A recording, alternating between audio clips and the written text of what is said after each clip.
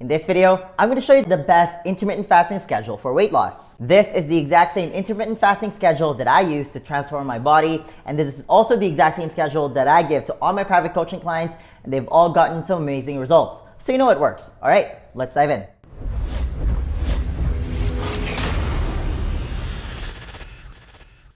What's up guys? Carlo Macapinlac here from newbiefitnessacademy.com. I help busy professionals lose weight so they can feel more confident and get the most out of their lives. If you're new to the channel, make sure you hit that subscribe button to get notified every time I post a new video every week, and make sure you follow me on Instagram where I post daily awesome fitness content just like this. What you eat and when you eat are equally as important when it comes to maintaining overall health and weight loss. And I talk about the what you eat part in my other videos, so make sure you check that out. This video is all about when you eat, and that's where intermittent fasting comes in. And if you've been watching my videos, you'll know how powerful it is when it comes to fat loss and all its other therapeutic benefits. And there are many different intermittent fasting schedules that you can follow. The question is, what is the best intermittent fasting schedule for weight loss? Before I answer that question, let's quickly go through the different intermittent fasting schedules, and then I'm gonna give you my personal recommendation that I've seen to produce tremendous results every single time. First up is the 12-hour fast. Back in the 60s, this was completely normal. You would eat at 7 o'clock in the morning, for example, and then you would eat at 6 o'clock, and then you would finish eating dinner at 7 p.m. So you have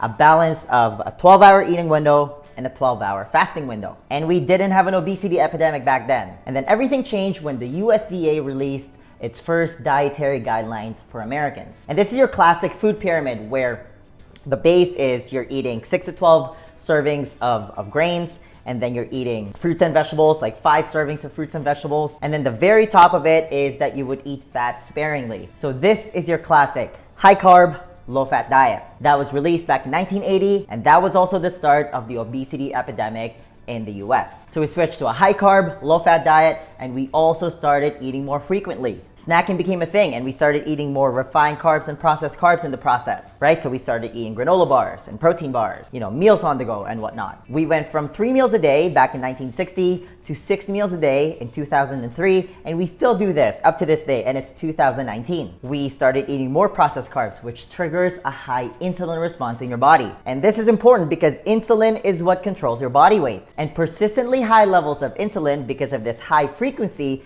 of your meals causes insulin resistance. This is also called metabolic syndrome, which is the precursor for prediabetes, then diabetes, obesity, and heart disease. Listen, if you're new to this, if you're new to intermittent fasting, the 12-hour fast is your baseline, okay? Especially if you're one of these people who eat 6 meals a day, you snack on food all day, you graze on food all day, the 12-hour fast is step number 1 for you. You wanna just start by eating 3 meals a day, like a normal human being. I personally think that if everyone just ate 3 meals a day and they ate whole foods, unprocessed foods, we would not have an obesity epidemic. But that's another topic for another video. But again, there are levels to this, and the 12-hour fast is that first level. But if you're trying to lose weight and you have a lot of weight to lose, the 12-hour fast simply isn't enough. It only gets you to that break-even point, which leads us to the 16-hour fast. The 16-hour fast is more commonly referred to as the lean gains method. It's popularized by a guy named Martin Birkin, so kudos to him. And it's probably the most popular intermittent fasting schedule. It's also one of my favorites.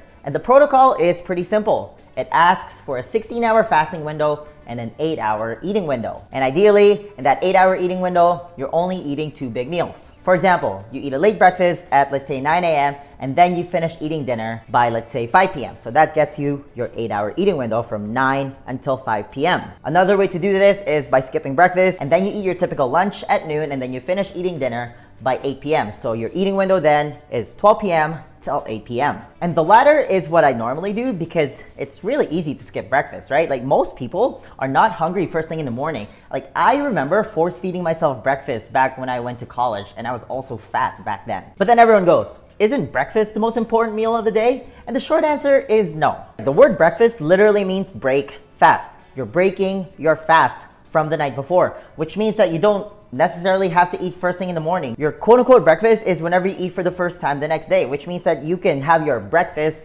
at noon. And the thing is, if you're eating breakfast cereal, instant oatmeal, your definition of breakfast is stopping by your closest drive-through window and ordering a breakfast sandwich, you're way better off skipping breakfast altogether. For that specific person, breakfast might be the most important meal to to skip. A major advantage of the 16-hour fast is that it's really easy to follow, because most of the time we schedule lunch and dinner with friends and family, right? We don't really schedule, oh, let's have a family breakfast. So when you consider social norms, it's way easier to stick to. And you can ease your way into this, right? So if you're somebody who's used to eating breakfast at, let's say, 7 a.m., see if you can adjust it to 8 a.m., right? So adjust it an hour later, and then 9 a.m., and then 10 a.m. And eventually, you're just gonna wanna skip breakfast altogether. It's also been shown that the benefits of fasting doesn't start until the 16-hour mark. And if you wanna know all the benefits of intermittent fasting, then make sure you check out my video about it. Next up is the 20-hour fast. And this is more commonly referred to as the warrior diet. And it's popularized by a guy named Ori Hofmeckler. I don't know if I said that right. Apparently, Spartans back in the day only ate in the evening, hence the name warrior. The warrior diet asks for a 20-hour window and a 4-hour eating window. When you follow this protocol, you're usually eating just one smaller meal and then one big meal, or vice versa. And adherence to this diet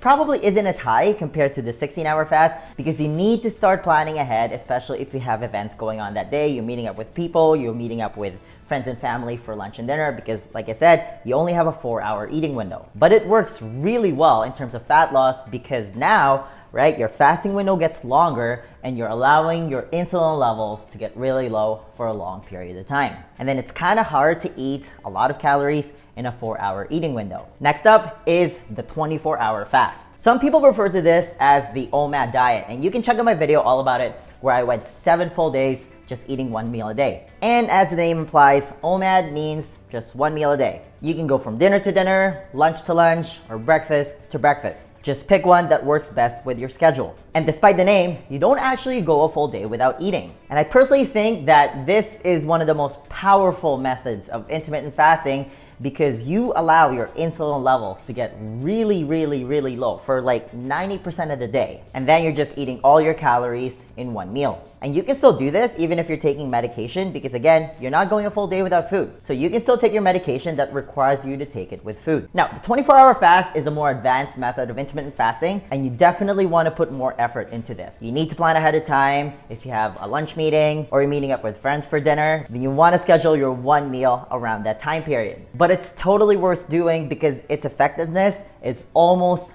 unparalleled. It just takes a little bit of time to get used to. Again, if you're somebody who typically eats 6 meals a day, I don't recommend going from 6 meals a day to just 1 meal a day. Again, there are levels to this, right? So start by eating just 3 meals a day and then do a 16-hour fast. And then from that point, you can decide if you want to continue extending that eating window to 20 or 24 hours. And then you get into extended fasts, like a 36-hour fast, 48-hour fast, or even like a full week without eating. But those are definitely more advanced methods of fasting. And I find that the longer you go, the harder it is to follow. And then things get taken up a notch when you get into dry fasting, where you go for a short period of time without food or water. Like, it sounds pretty wild, but Muslims actually do dry fasting every year during the period of Ramadan, where they go from sunrise to sunset without eating food or drinking water, and they're perfectly fine. But again, that's when it starts to get pretty inconvenient, because a lot of people at least can go without food, but it's definitely way harder to go without water or coffee first thing in the morning. And I've tried all the intermittent fasting methods that I just mentioned, and you can find the link to all those videos in the description box. But here's the thing. Adherence is everything when it comes to achieving long-term sustainable results. And you want to aim for the minimum effective dose, right? So you want to aim for the minimum amount of work. So for this instance, the minimum amount of fasting window that still gets you maximum results. Personally, I recommend doing a daily 16-hour fast combined with a 24-hour fast once or twice a week, depending on how aggressive you are in terms of achieving your fat loss goals. And that strategy does 2 things. I mentioned earlier that a 16-hour fast is the minimum effective dose of intermittent fasting, so you definitely want to do that. And honestly, even if you just do a daily 16-hour fast, especially if it's your first time doing it, you're gonna get amazing results. And then if you combine it with a 24-hour fast once or twice a week, that's when you really get into accelerated fat loss. Because again, a 24-hour fast allows your insulin levels to get really low, and your body is then able to tap into your fat stores for energy. Listen, at the end of the day, the best intermittent fasting schedule is the one that you're able to stick to. As long as you're doing some form of it, you're way ahead of 95% of the population who thinks that eating 6 meals a day will somehow make them lose weight. And this is my favorite question to ask to anybody who thinks that, intermittent fasting doesn't produce results is that, what do you think will happen if you don't eat? What do you think will happen, let's say, if you normally eat 3 meals a day and you just eat 2 meals a day? You're gonna lose weight. If you do a 24-hour fast and you just eat 1 meal, you're gonna lose even more weight. I mean, that's not rocket science, right? My last advice is that whatever intermittent fasting schedule you pick, make sure that you're pairing it with a diet that moderates your insulin levels, like a paleo diet, ketogenic diet, or a low-carb diet. Make sure you revolve your diet around plants and animals. Make sure you're eating nutrient-dense foods. Don't drink liquid calories. Avoid processed carbs and added sugar. If you do that, then you're really gonna maximize your results from intermittent fasting. The next question then becomes, how are you actually supposed to eat if you want to lose weight? Because let's be honest, 80% of your body composition is determined by your diet. You can't just freestyle this part. Do you have a proven plan that you can follow? To help you with that, I want to give you a free copy of my lean body blueprint. This is how I melted all the fat around my stomach and turned it into a 6-pack without going on a crazy diet or wasting hours at the gym. It's a simple 4-step process specifically designed for busy professionals, and it's the exact same blueprint that I teach all my private coaching clients, and they've all gone to see some amazing results. If you want to be the next success story, then download your free copy of the Lean Body Blueprint right now. There's going to be a link somewhere at the top here. Just click on it, type in your email, and I'll send it to you right away. All right, that's all I've got. Give this video a thumbs up if you enjoyed it and share it with your friends. Please subscribe to my channel. I post a new video every week. And hey, leave me a comment below if you have any questions about this video. All right, thanks for watching. Virtual high five.